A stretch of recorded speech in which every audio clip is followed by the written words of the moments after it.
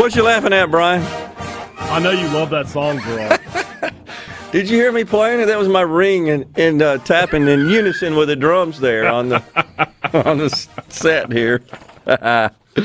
Oh, my gosh. Well, are they going to play tonight or not? It's a washout up there, man. The weather's not looking good up there, Gerard. And if that's the case, they'll move it. If they can't, I think that they said, and I could be wrong, that if they can't play both games today, they'll play both games tomorrow. Okay. Push everything back. So if North Carolina State and Vanderbilt can't go early, they might push everything back a day. Yeah. But as of now, the games are scheduled to be played.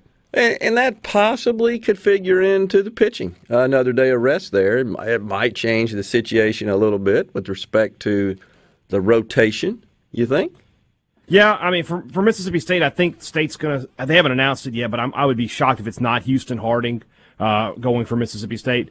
The team that benefits is Texas because they get Ty Madden an extra day of rest. Yeah, exactly. He's had 5 days anyway, but to get almost a full week's rest, that would put him in really good shape. He's pretty special. He's a good player. Player, probably going to be a high draft pick. Yeah. So it's going to be a tough test for State today. Yeah. Well, we shall see. It's been a good series, though, hasn't it? Been some great games.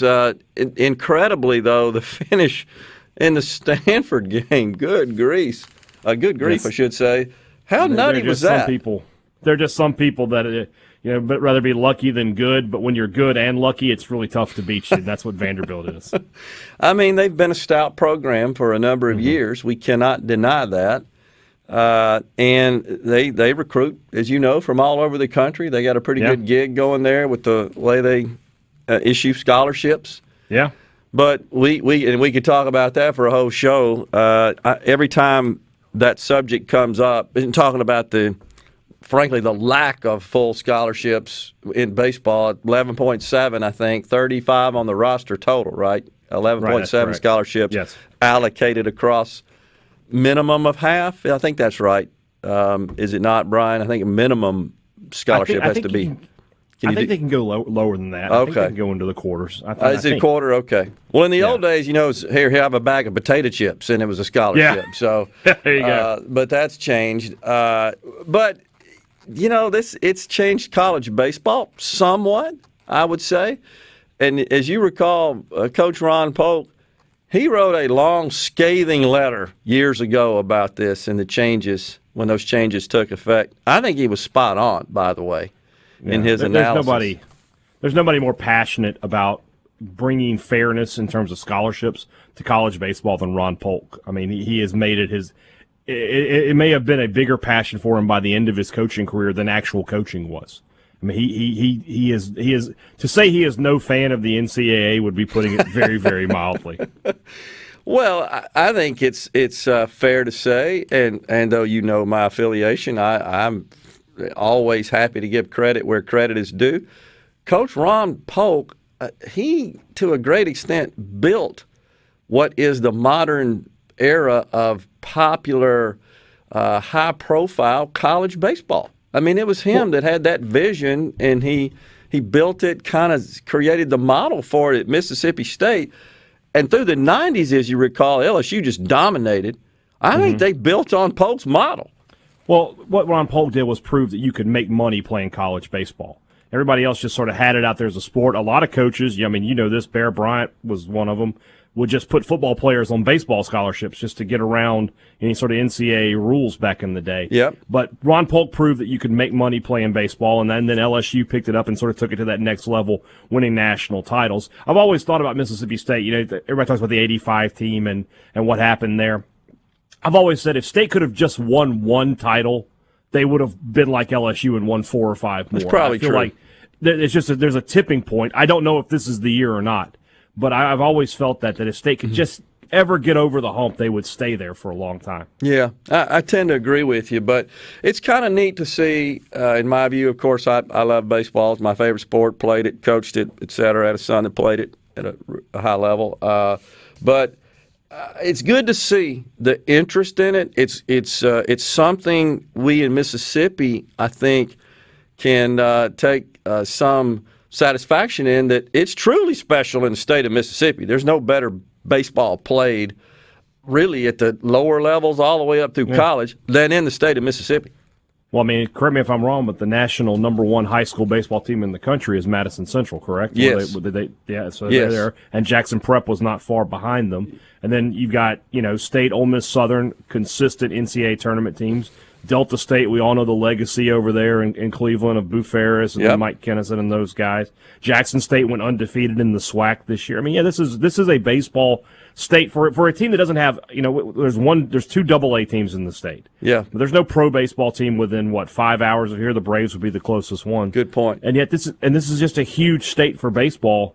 In terms of what you get out in terms of, winning, it's almost bigger than football. I mean, State, Ole Miss, and Southern are far better year after year in baseball than they are in football. Well, and let's be honest, you're competing with the big guys on the money front so much in football. Yeah. Baseball's not like that. It's a little different in that respect. And so you don't have to have the gigantic war chest of money to succeed in baseball. You just got to have good coaching, good talent, and good facilities, which don't cost as much as massive football facilities do. But that being said, State and Ole Miss are 2 of the big money teams in baseball. I mean, they're not hurting for them. I mean, Ole Miss just put together a huge renovation of Swayze with those top-notch training facilities. We all know what's happened at Dudy Noble and made it into one of the best parks, if not the best park in the country. The training facilities certainly aren't lacking there either. Yeah. So there's plenty of money to go around in baseball. But you're right. It's in football. It's where State and Ole Miss are $50-60 million behind the top schools. Yeah, and I think it's just because there's just broader interest in football in general. Yeah. There's just a lot more fans, but they're missing out, man, because the quality of baseball played in this state and certainly the quality of the facilities, as you described, it's top notch. And talking about a Madison Central team being #1 in the nation, they're being fed by the youth programs, and I've been involved in that quite a bit. My son still is. They're outstanding, and you put them up against any in the country. So they're feeding this, and the interest level is high. So it's good to see. I'm glad to see it for the game. I love the game. Now, Major League Baseball, that's kind of another story. I saw a report, Brian, where viewership in the Sunday night baseball game is down like 49% year over year. The headline of an article I saw said, "Woke to broke." That's how they termed it. But because they've politicized entertainment. We just want to be entertained. And that's what you get, at least in college baseball.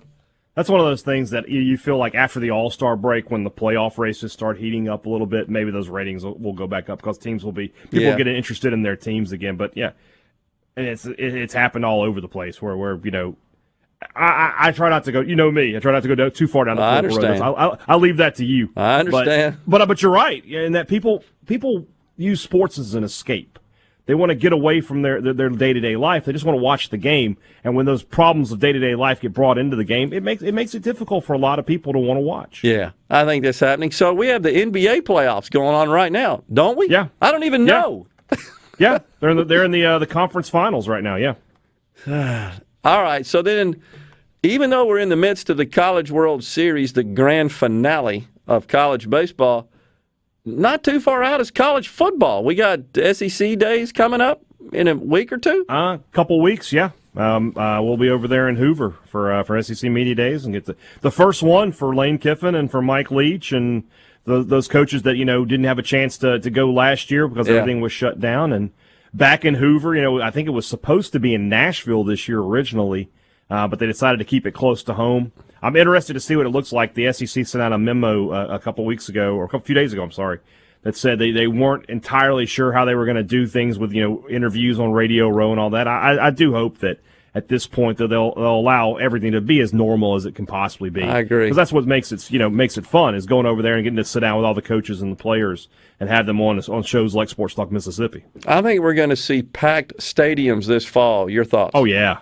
Yeah, absolutely. I mean, I know Ole Miss has already released a statement regarding that. I would expect Mississippi State to do so probably after the College World Series. We're everything's going to be back to normal come the first weekend of September. We'll see 60,000, 70,000. I think you're right. Everywhere you go. So. Well, it's been a pleasure as always, my friend, having you on the program today. We'll be tuned in tonight, seeing what happens. Hopefully they play. If not, then tomorrow, and I'm sure we'll have you back on and we'll recap it. Sounds good, Gerard. Thanks a lot. Ryan Hadad, co-host Sports Talk Mississippi, has been our guest. We'll step away right here for a break. I think I said array last time, a little tongue-tied. We shall step away for some messages, and we'll come right back.